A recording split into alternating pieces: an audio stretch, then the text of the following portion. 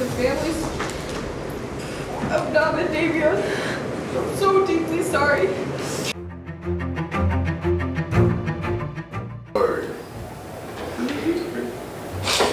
Go back away.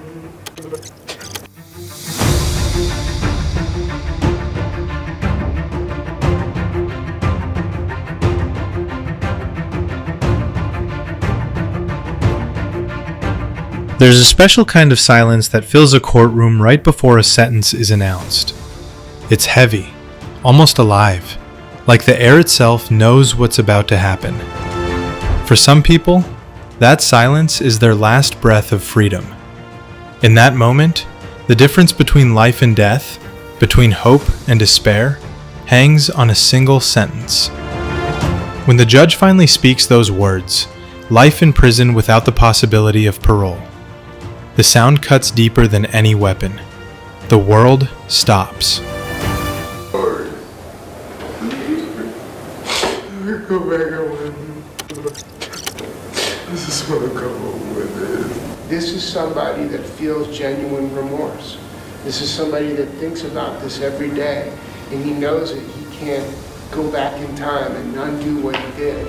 Some convicts sit frozen, their minds refusing to process what they just heard.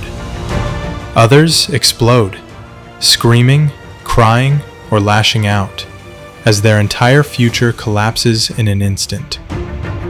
These are the most haunting, unforgettable courtroom breakdowns ever caught on camera. Real moments of pure human panic. These are the top 10 convicts who freaked out after being given a life sentence.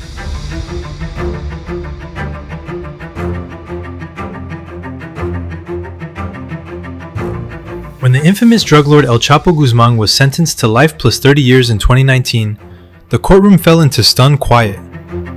This was a man who had escaped prison twice before, once through a tunnel dug under his shower. For decades, he was one of the most powerful men in the world, commanding armies of cartel soldiers and billions in drug money. But in that New York courtroom, surrounded by armed guards and federal agents, all that power meant nothing. Witnesses said El Chapo didn't cry, didn't scream. He simply stared forward, jaw tight, eyes cold and distant. His lawyer later said you could see the realization wash over him. The moment he understood there would be no more escapes, no more tunnels, no more empire. His silence was his freakout. A man used to controlling the world suddenly realizing the world now controlled him.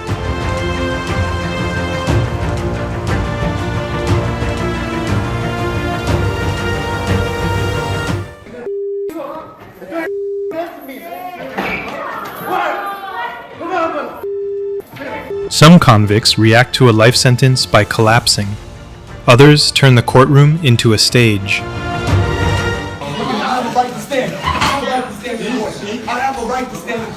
Over the years, judges have faced defendants who, instead of showing remorse, stand tall and declare themselves chosen, innocent, or martyrs. One of the most disturbing examples came from a convicted extremist who used his sentencing to deliver a long, rambling sermon, accusing the court of sin and promising divine revenge. He shouted that God's judgment will fall on you all as officers restrained him. Psychologists say this kind of reaction is a defense mechanism. When someone loses control, they try to rewrite the story, painting themselves as the hero or victim instead of the criminal. It's not remorse, it's ego. There's a $2,500 fine. Their freakout is spiritual grandstanding, a desperate final performance before being swallowed by the system forever.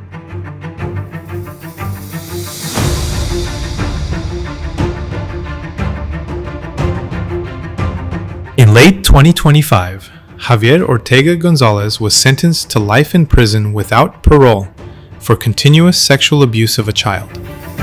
His sentencing quickly went viral because of what didn't happen. Prosecutor Miranda Ebersol praised the courage of the victim who finally spoke out, but Ortega didn't yell or cry.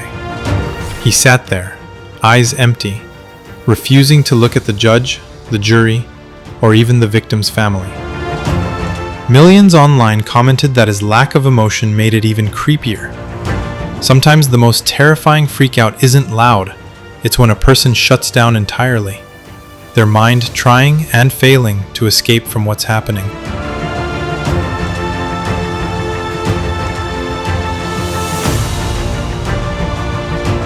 I would ask for forgiveness, but I don't think I would be able to forgive the person that took someone important to me away from me. And I just want you to know that I'm genuinely sorry, and I really regret what I've done. Not every outburst comes from anger. Some come from heartbreak. Courtroom footage over the years has shown countless convicts losing control when they look toward their family for the last time. That alone, and that created an unbreakable bond between us, and no one, not especially Mr. DeSantis, can take that away from me. I never got to say goodbye. One clip shows a young father breaking down, screaming, "I'm so sorry, Mom, I'm so sorry," as deputies drag him away in handcuffs. Another bursts into tears, begging the judge to let him hug his daughter one last time. In that moment, the reality of a life sentence hits hardest, not because of prison walls, but because of the people they'll never see again. Studies show over 200,000 people in the US are serving life sentences, and most say the hardest part isn't confinement, it's the separation from their families. The freakout isn't about the loss of freedom, it's about the loss of connection, the realization that life goes on without them.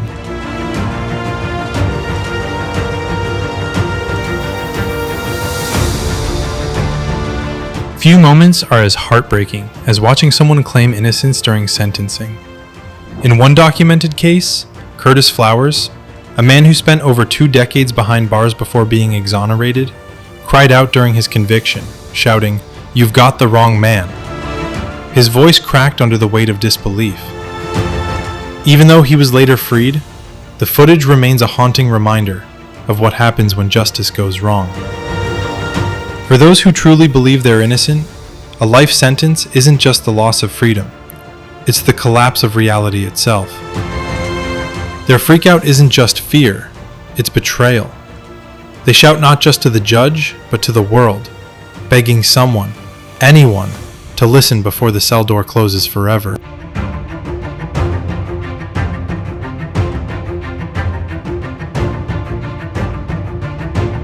In 2004, Dena Schlosser shocked the nation when she was convicted for the murder of her infant daughter. During her sentencing, her behavior swung wildly between laughter, crying, and religious rambling. At one point, she claimed that God had told her to do it. The judge and jurors watched as she slipped in and out of reality, convinced she had done the right thing. Found guilty but mentally ill, her courtroom breakdown was more than just emotion. It was the visible clash between psychosis and judgment. Her freakout was confusion, fear, and delusion all at once. She didn't seem to understand what was happening, and maybe that's what made it even more chilling. It was the kind of moment that left everyone in the courtroom silent, questioning how far the human mind can bend before it breaks.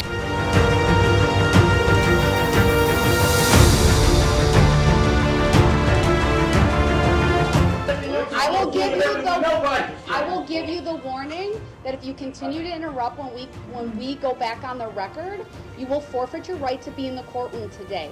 I can't have these interruptions. When Darrell Brooks faced sentencing for driving his SUV into a Christmas parade in Waukesha, killing 6 people, the trial became a circus. And now you want to sit up here and try to add something in that you know for a fact never even happened. You want to sit up here and talk about who has grace and all this. You talking about someone. Representing himself, Brooks constantly interrupted, yelled over the judge, and argued meaningless, sovereign citizen nonsense. Even during sentencing, after the jury found him guilty on all 76 counts, he kept shouting, "I don't consent to this." The judge tried to maintain order as he slammed papers, waved his arms, and talked over victims' families. His outburst wasn't just anger, it was performance, a desperate attempt to stay in control, to turn his trial into a stage after losing everything. When the judge finally gave him multiple life sentences plus hundreds of years, Brooks still tried to talk, claiming everyone was lying. His freakout became one of the most viral courtroom meltdowns ever, showing just how far someone will go to pretend they still have power when it's already gone.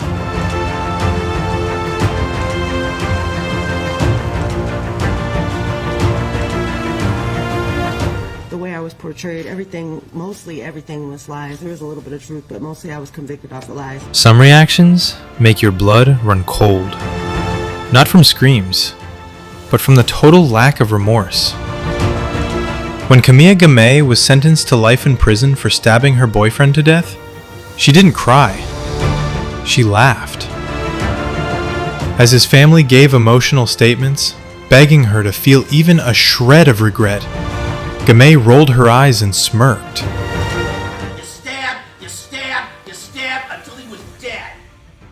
You didn't think he was an intruder. You know, maybe one stab wound. Okay. The judge, clearly disgusted, snapped. "You're gonna shut your mouth, or I'm going to have some duct tape put on it." The entire courtroom froze. Her behavior, mocking, defiant, smirking, showed a chilling absence of empathy. Her freakout wasn't fear or shock. It was arrogance, a kind of cruel rebellion against judgment itself. Viewers around the world watched that video and agreed. There's nothing scarier than a killer who laughs when told they'll never walk free again.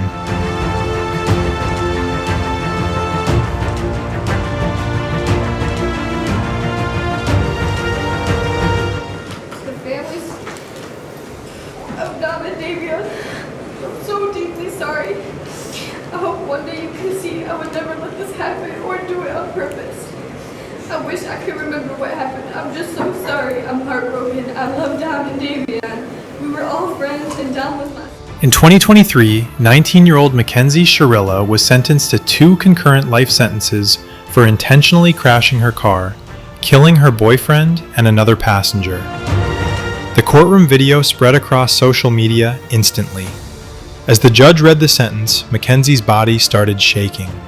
She let out a high-pitched scream, her sobs echoing through the room as officers held her upright. Friends in the gallery cried out for mercy. The reality hit her all at once. She wasn't going home. Not next year, not ever. It was one of those moments where you could see a human being's entire future vanish in real time. Commenters online were divided. Some saw it as guilt, others as regret too late to matter. But one thing was clear.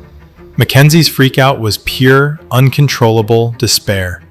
A young life realizing it's over, and there's nothing left to do but scream.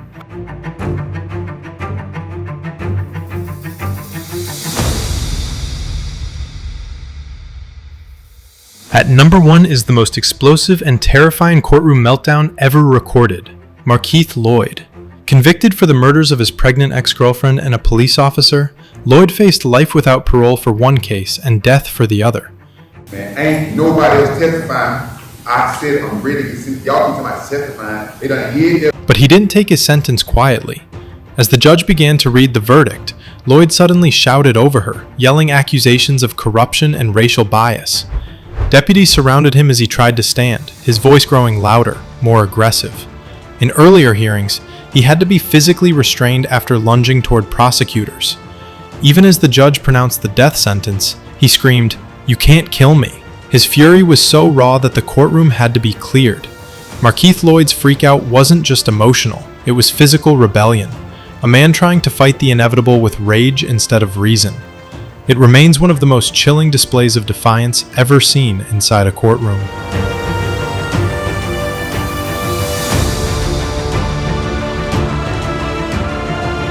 Watching these moments reminds us that justice isn't just about laws and verdicts.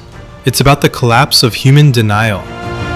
Each of these outbursts, whether violent, defiant, or broken, shows what happens when the mind meets the end of its future. For some, the freakout is quiet, a tightening jaw or blank stare as the truth sinks in. For others, it's chaos, screams, tears, or rage that can't be contained.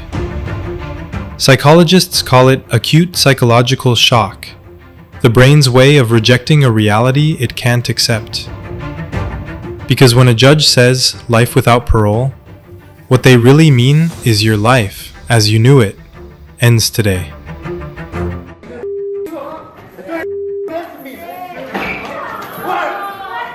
These moments are haunting not because of the crimes, but because they show the most human thing of all, the terror of losing everything. In those final seconds, as the gavel falls, the courtroom becomes a stage where humanity's darkest emotions are laid bare. It's not just the end of freedom. It's the moment a soul realizes there's no way back.